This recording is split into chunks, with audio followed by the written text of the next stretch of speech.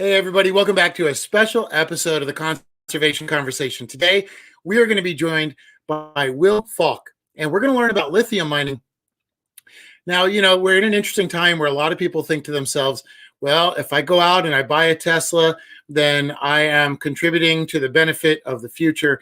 And there's a lot of question marks into how we're moving into green energy territory.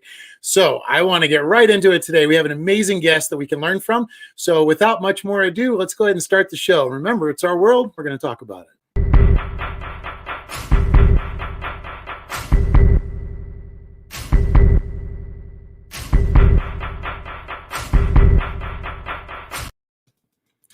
Okay, and we're back. Hey, Will, thanks for joining today. Hey, Eric. Hey, everyone. First, happy birthday, Eric. Hey, thank you. Appreciate that. You know what? This is actually the best birthday gift, an opportunity to talk about environmentalism and activism. So this is definitely the best gift I could get. So appreciate it here. Awesome. So now I want to just kind of jump right in, and everybody that's watching, please feel free to type in comments. You can ask Will direct questions during the show, and we'll pop them on the screen and make sure that everything gets paid attention to. So, Will, to start off with, for people that don't know, I'll just say real quick that I know that you're a very strong environmentalist, activist, lawyer, writer, and you spend a lot of time fighting for the rights of nature. And, for everybody that loves nature and that also tries to help fight for nature, we say thank you for all of your work. So what I wanted to do is to Jay, just tell us where you are and what's happening. Yeah, so I don't know if you can kind of tell, I'm in my car in a place called Thacker Pass, Nevada, which is in northwestern Nevada, about 60 miles north of Winnemucca. This is the northern part of what is known as the Great Basin. It is a place that sits between two mountain ranges. It's really hard to show that right now because we're pretty socked in by the clouds and the snow, but I am facing almost due south, and there is a range of mountains to the south of me called the Double H Mountains, and there is a mountain range right behind me called the Montana Mountains. Thacker Pass is set for a massive open pit lithium mine. The corporation that wants to dig this lithium mine is called Lithium Americas, and they're actually a Canadian company based in Vancouver, British Columbia. The mine that they want to dig would disturb around 10,000 acres, but the mine itself would be about 5,000 acres, and it would tear up what is old growth sagebrush habitat. So there are sagebrush that I'm surrounded in right now that can be as tall as 4 or 5 feet, and they can be as old as 100 years or even older. And there are a few old sagebrush out here that are older than 100 years, so really old beings. So this mine would destroy that old growth sage habitat. This is some of the best remaining sagebrush habitat left in the world. The Great Basin has been heavily damaged by both mining and ranching, and ranchers in particular don't seem to like sagebrush because cows don't eat sagebrush.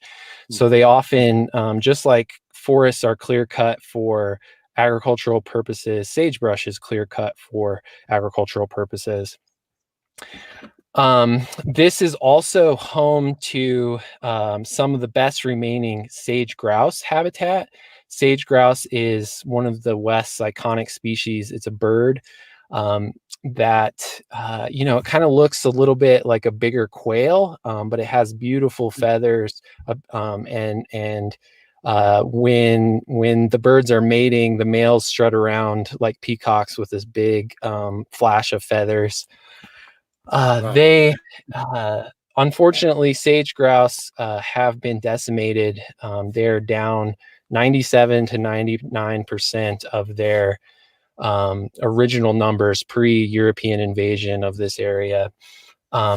And right where I'm sitting is part of probably the best sage grouse habitat left in the world, and is home to, they're estimating, between 5 and 8% of the total sage grouse population on Earth. So that's another species that would be horribly affected by this massive mine. Um, Mm. there are other species out here that would be really hurt. Pronghorn only eat sagebrush. Pronghorn pass through here all the time. They wouldn't have food if all of this gets ripped up. We actually saw a pair of breeding golden eagles just a couple days ago on the hills behind our camp.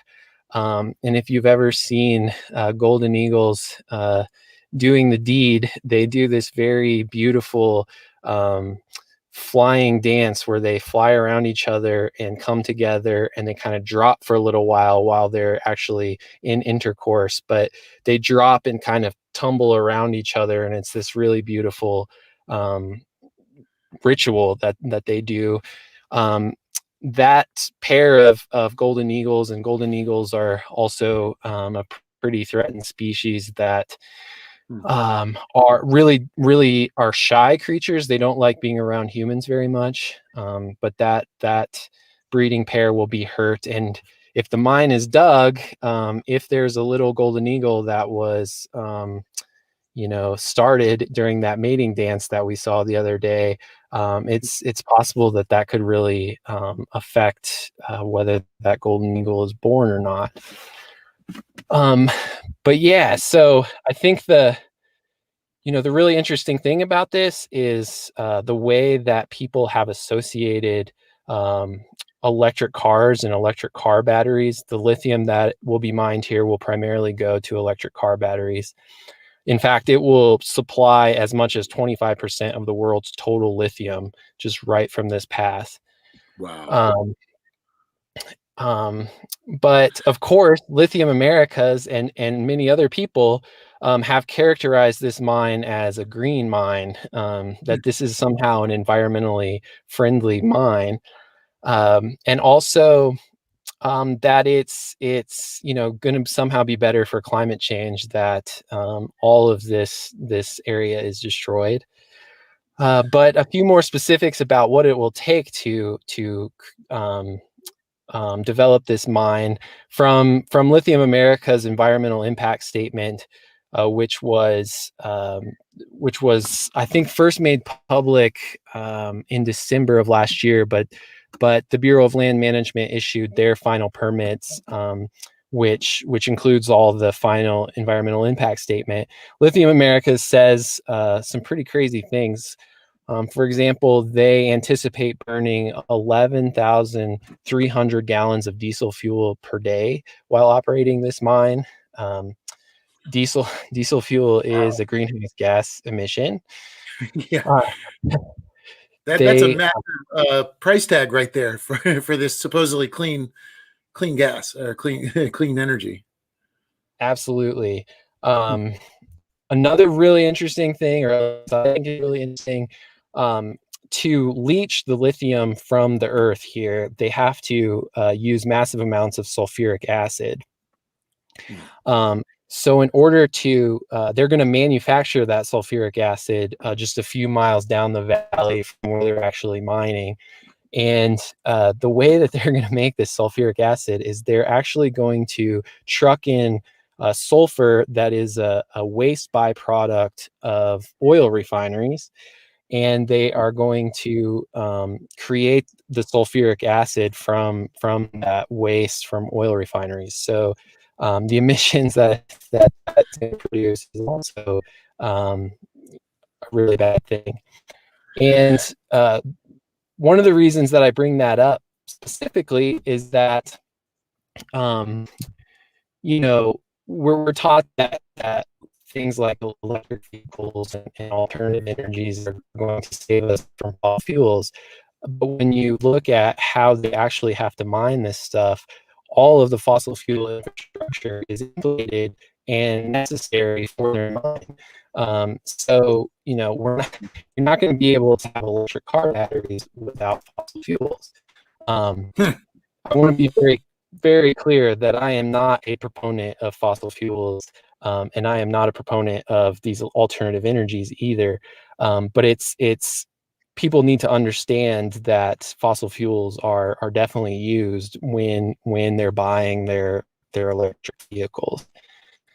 You know, that's a great guess, point that you bring up, because they make it sound like it's totally separate, you know, but and to talk to you, it makes more understanding that it's actually a new branch of the fossil fuel industry to try to work their way into a kind of a green, you know, it's so popular now that they're kind of working their way into it. But I didn't even have any idea how much fossil fuel would be involved in the production of this supposedly cleaner energy. right. I mean, I was reading that there's a $30 billion a year industry. So, you know, they're already have done quite a bit of damage. And, you know, so I think one thing that I wanted to ask you about, because you fight for the rights of nature, you know, what we're seeing right now is we're seeing a fossil fuel company trying to reach out, maintain their leverage, maintain their money, maintain what they're doing, make a fake transition over. How can we rethink the concept of clean energy to where we can walk away from these types of fossil fuel traps? Well, I guess I'll start. One reason that I've been involved with the rights of nature movement in particular is I consider myself an earth-centered or biophilic lawyer and writer, activist, human being, animal. And what I mean by that is my allegiance is always first and foremost to the natural world. Um, my allegiance is not always first and foremost to some privileged humans using energy that they don't necessarily need. So when we see things in this way, when we prioritize the needs of the natural world, then we start to see that destroying a mountain for fossil fuels or coal or oil is horrible, and destroying mountain for lithium is also horrible. So I think one of the things that like, how are we going to start to not fall into this trap? How are we going to see through these tricks?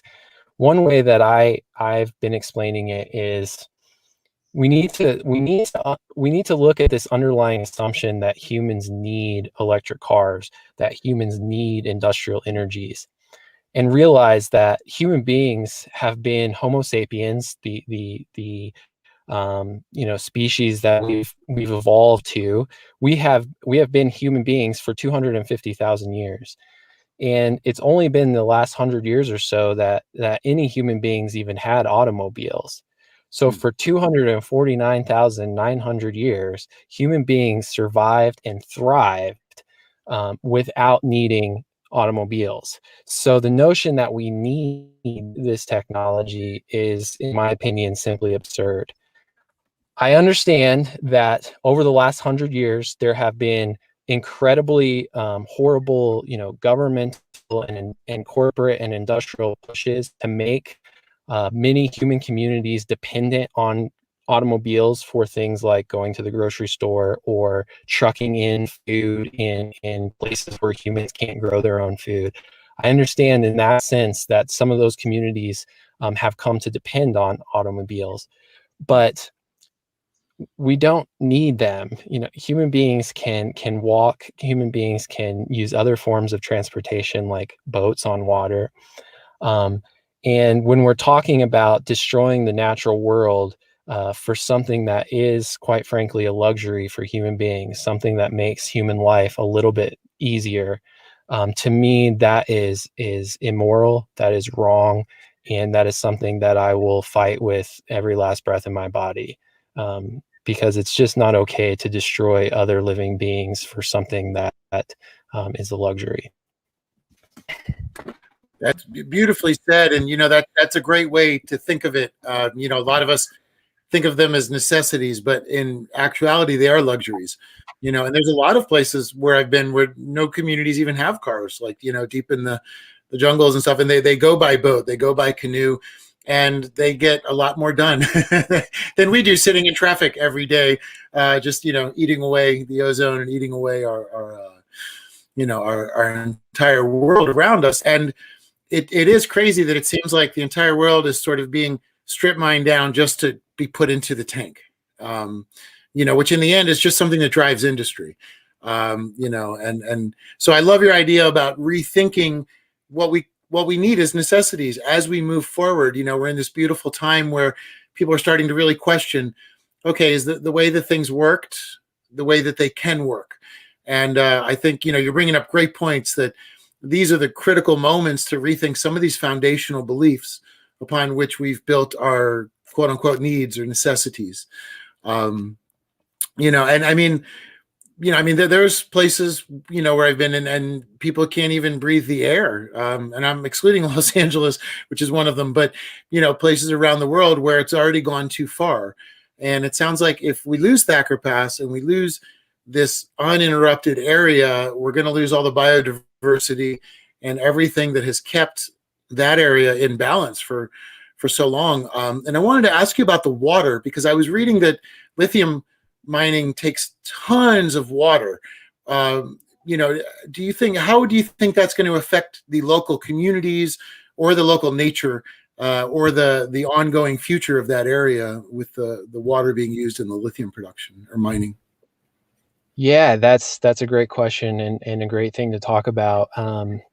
We've had a few locals come up to the occupation here and talk to us, and they're very worried about how much water the mine will use. Nevada is the driest state in the United States, and the Lithium Americas in their environmental impact statement said that they're going to have to use 2,600 acre feet of water annually in the first 3 or 4 years of getting mine up and running. But when they have it up and running, they're going to use 5,200 acre feet of water annually. That's 2,600 acre feet of water is 850 million gallons. I think that's what 17. I'm really bad at arithmetic, but if you double that, that's what's going to happen once they get the mine up and running. Wow, that's a complete. I mean, that number alone is just terrifying. That is, and we know that when industries use this, they release it back in with usually some forms of heavy metals or toxins, or because they're using it as a way to cool down or pull out a lot of the unwanted impurities that they consider of their product, aside from just running their machines. And I've seen the same thing with the phosphate mining and other forms of mining, where what comes back out is just deadly to everything. Now, Sierra had a question for you, Will. Do you know how they plan to manage the waste that's produced from the lithium mining? Yeah, they're planning on storing it in a big line. They're going to build a big pit that they're going to put a line into it. They're going to pump water for that, and they're of course they're very confident that will never leak or nothing will leach out of that. But of course, we could probably look up statistics of how those things work, and just how often they actually leak, even with industrial best practices. I know that they've got some permission from I think it's one of the Nevada water authorities here that is responsible for permitting. And it says okay that there's going to be arsenic in this waste. I even read that they're anticipating that it will take 300 years for that arsenic to kind of naturally be washed out of here. And I mean, it's just to think about, and I know many forms of industrial waste is way longer than 300 years. I understand that. But to think that uh, even if this place was going to have a chance to heal after this mine, yielded all the lithium was ripped out of the earth that could be ripped out, to know that there's still going to be heavy metals like that in the area for 300 years. It's, you got to think about who's going to drink that water, both human and non-human. Um, there's a there's a really threatened species of trout, the Lahontan trout, that lives in a lot of streams around here. Eventually, water keeps moving to where other water is. Eventually, that waste is gonna get to where those fish are, and yeah, it's a really bad idea to use that much water in the desert and then to create those tons of waste. Yeah, no, that just does not. I mean, that does not sound like a good plan. It's amazing that the administration would sign off on that, as they're trying to kind of promote that. Hey, we're pulling back the XL pipeline, and this and that. And I know from like Sherry says with Mosaic, they put all their stuff. It's too toxic for them to actually remove it, and they put it in these holders, and they have this liner, and they leak at least a couple times a year. And then it becomes this cat and mouse game of, okay, well, we found a leak and now we're fixing it. And they never hold the responsibility of, it even going into aquifers or other forms of the water around. And so, from the study of phosphate mining, that their plan is guaranteed to fail if they just look at the previous, times where this concept has been used. And it just sounds like they're going to turn in one of these beautiful, biodiverse, really important environmental areas into just a wasteland that'll slowly poison all the life there. And I'm sure once they use up the acres that they have, they're going to want to expand it and find a reason to. It's kind of like if they pry the door open, then it's kind of game over. And now for everybody's joining, Will is actually occupying that area right now to bring attention to it.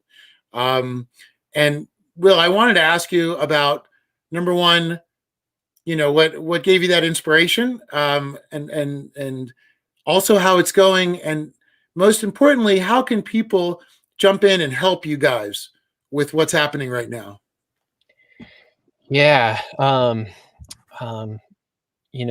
quick, the first thing that we really need is other people up here.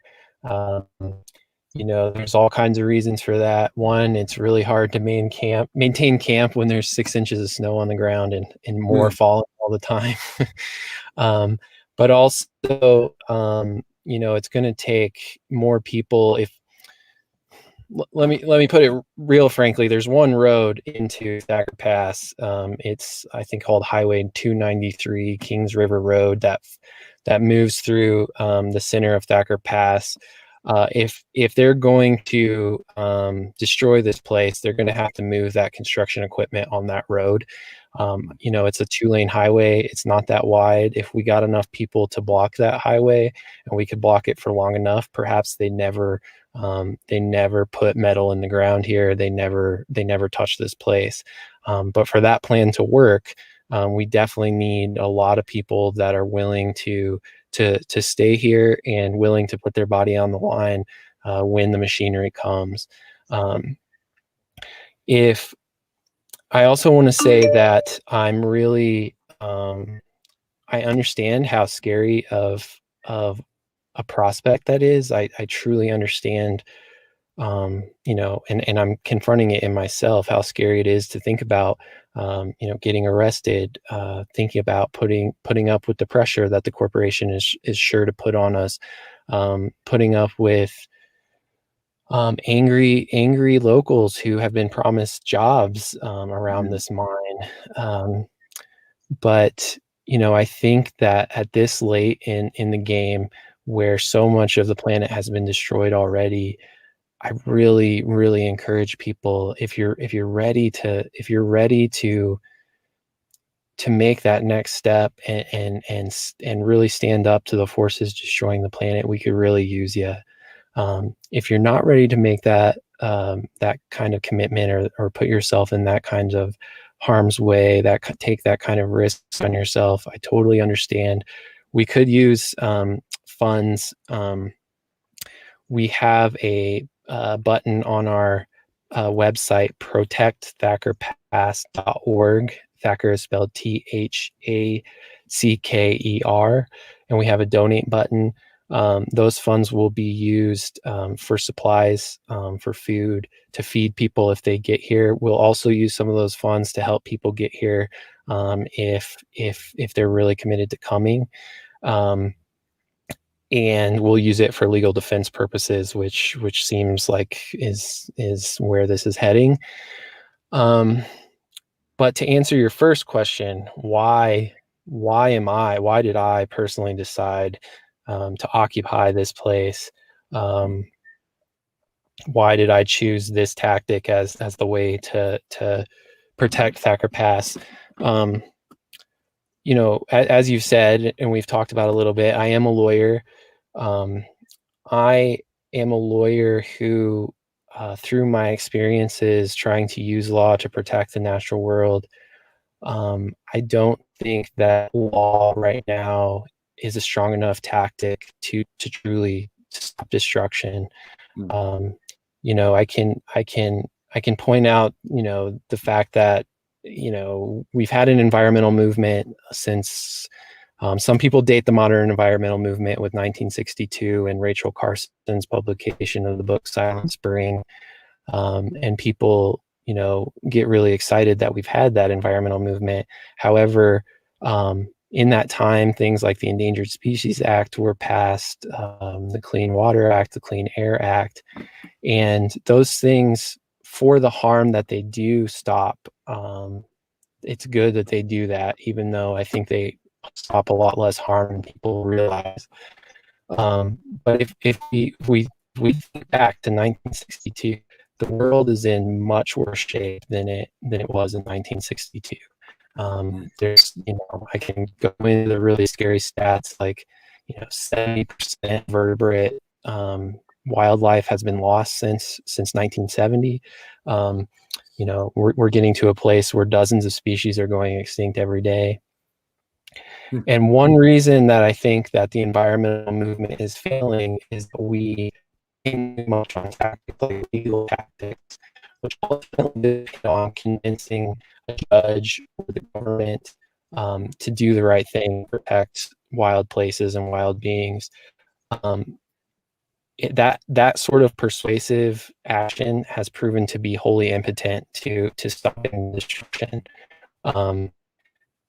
It simply isn't working, and I do think that we all have a responsibility to think about the direction of humans and non-humans. And I think that they're not going to be really concerned with what tactics we use. They're going to be concerned that there's clean water to drink, clean air to breathe, good soil to support biotic communities. And they're not necessarily going to care how we did it. So, if that means using more confrontational tactics, that engaging in more direct action, then I think that we have a responsibility to explore those tactics. I guess personally, I've seen law fail over and over again. One of the most recent things I was involved in was helping the people of Toledo, Ohio, draft what was called the Erie Bill of Rights, which granted rights to Lake Erie.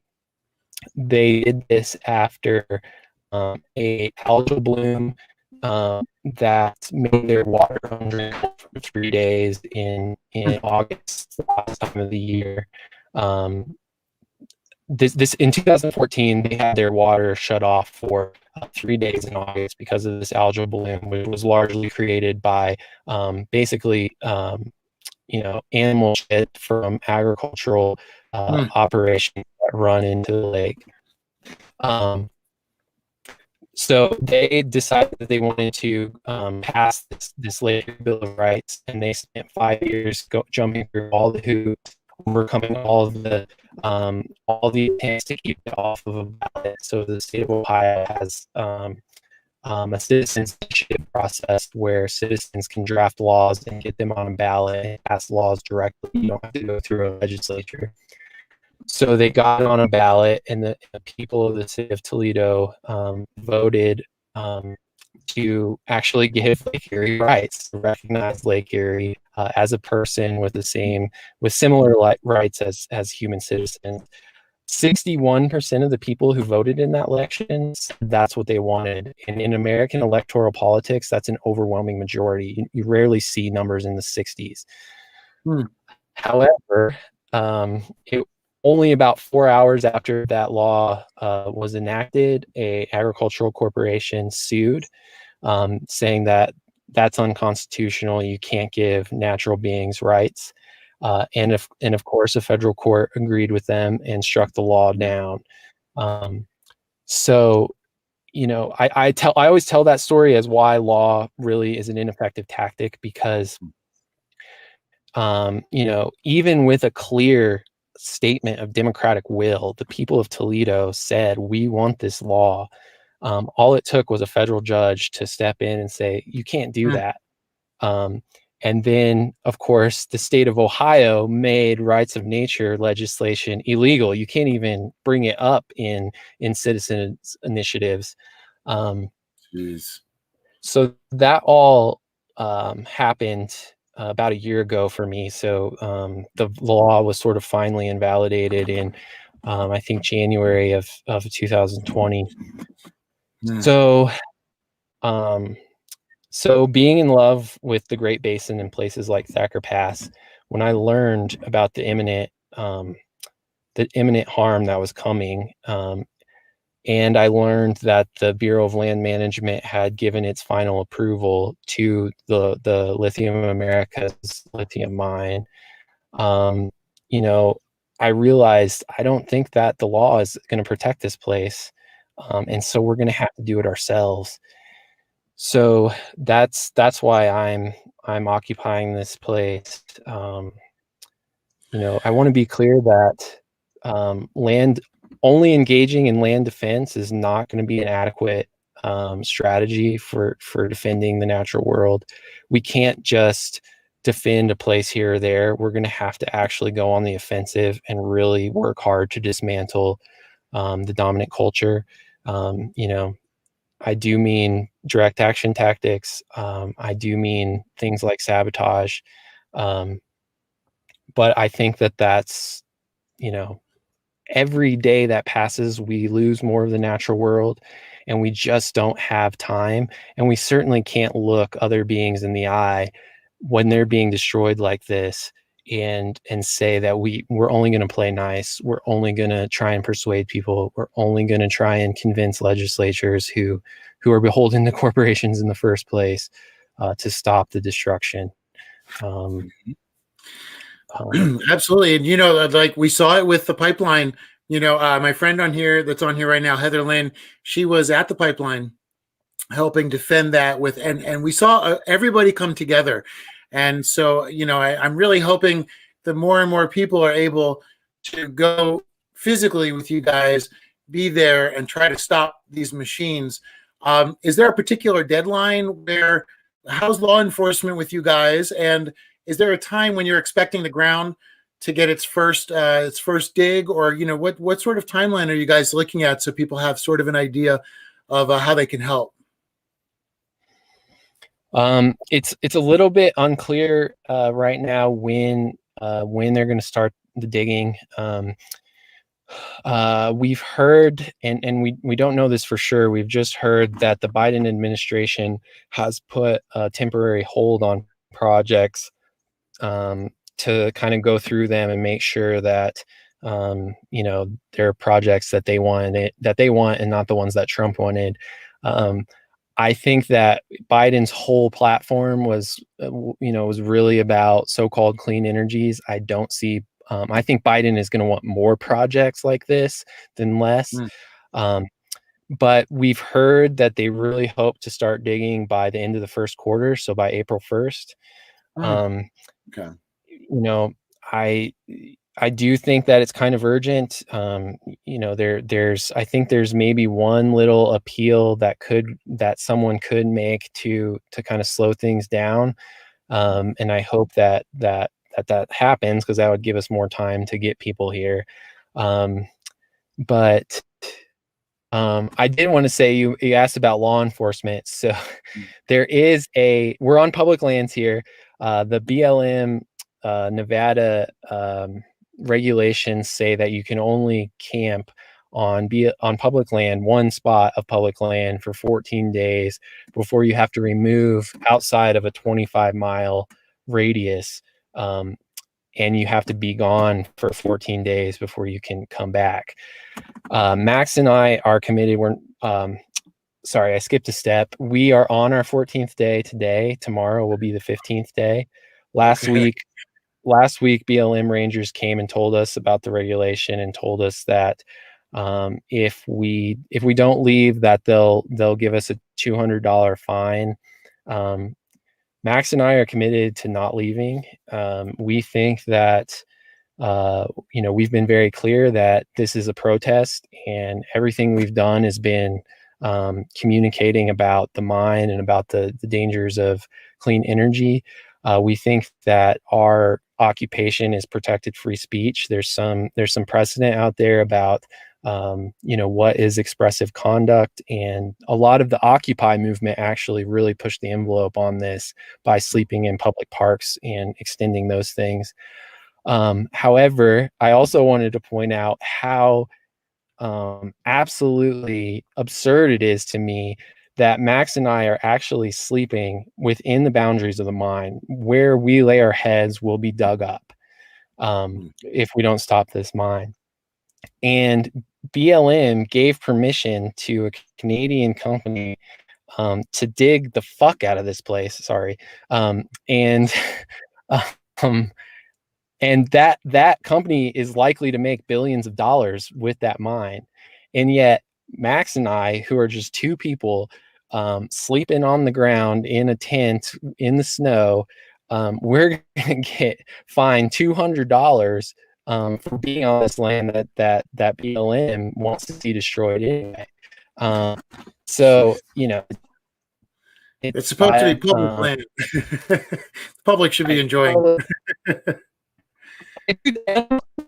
Yes, we need to limit impact campers. I totally get that. However, you know, the impact are going to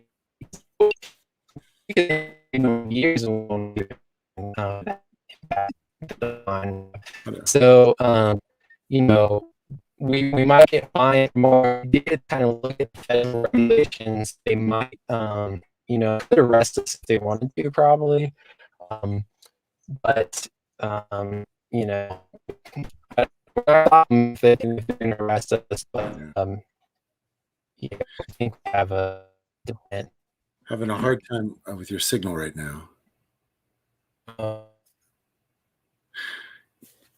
Everybody watching, are you able to hear Will? Is it my signal or his signal? I want to make sure we don't miss anything, because everything he's saying is very critical.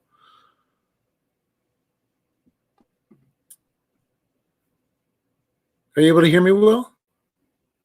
I can, yeah. Okay, all right. Sorry, you know, your signal was getting a little busted up there, so I just want to make sure we're not missing anything. So, you know, I think.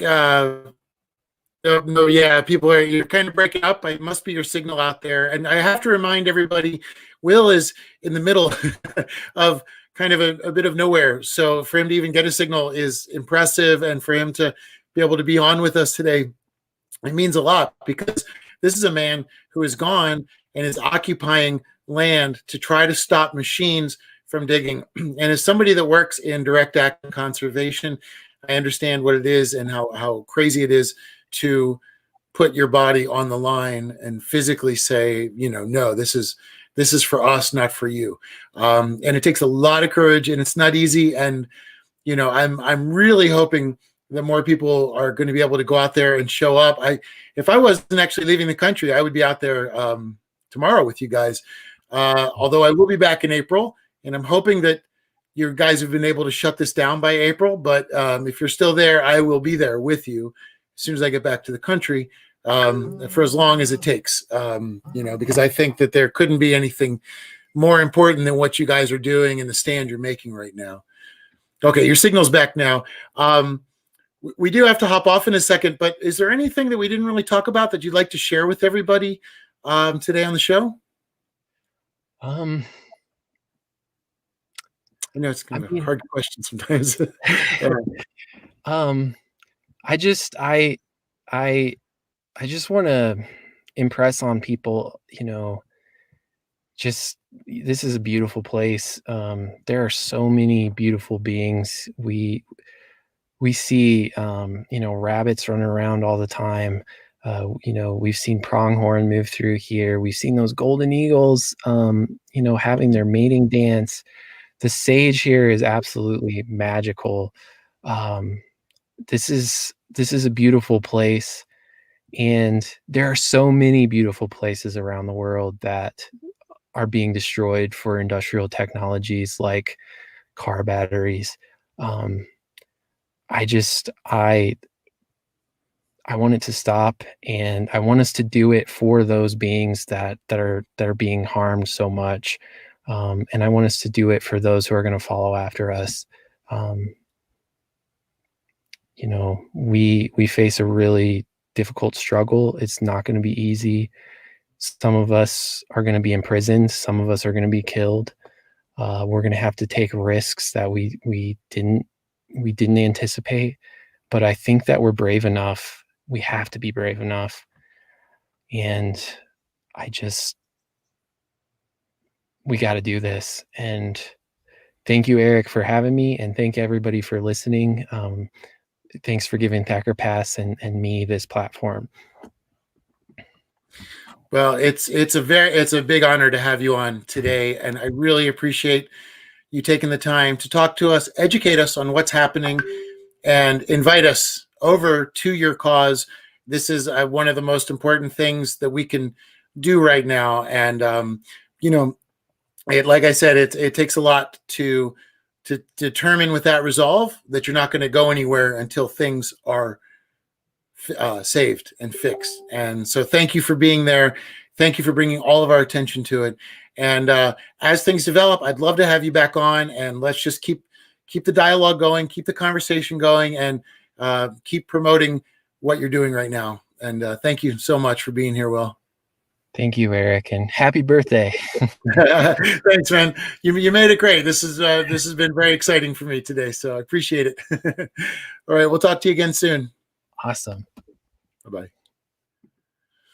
All right, everybody. That was an amazing episode to get to talk to Will and to learn what's happening, and to remind ourselves that if we hear the words clean energy, it's not always that. I mean, again, people think that buying a Tesla is going to save the world. And as long as things are running on lithium, and by the way, between now and 2026, they project lithium to go from $30 billion to $80 billion a year industry. And part of it has to do with this deal that Will is out there putting his life on the line, putting his body on the line, putting his freedom on the line to try to stop. So I put the website, there it is, protectthackerpass.org. Please go to that website. If you can go visit and be there with Will, I know that he would appreciate it. If you can help him financially, I know that they would appreciate it. Chances are they will need funds for all forms of different aspects to continue this struggle.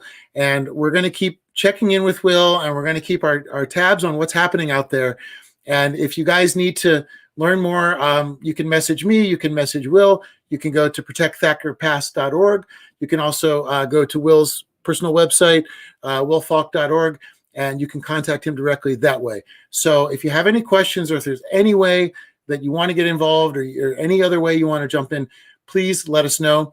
And I think the environment, and all of us that love the environment, are very thankful for people that do this type of action and have the resolute will to see it through to the end. And it's not easy. A lot of us want to change the world just by being at home, and we all do what we can. We all play our part, but we need people in the field, and we need people out of the field to help support the people in the field. And so it's a great honor to have Will on today.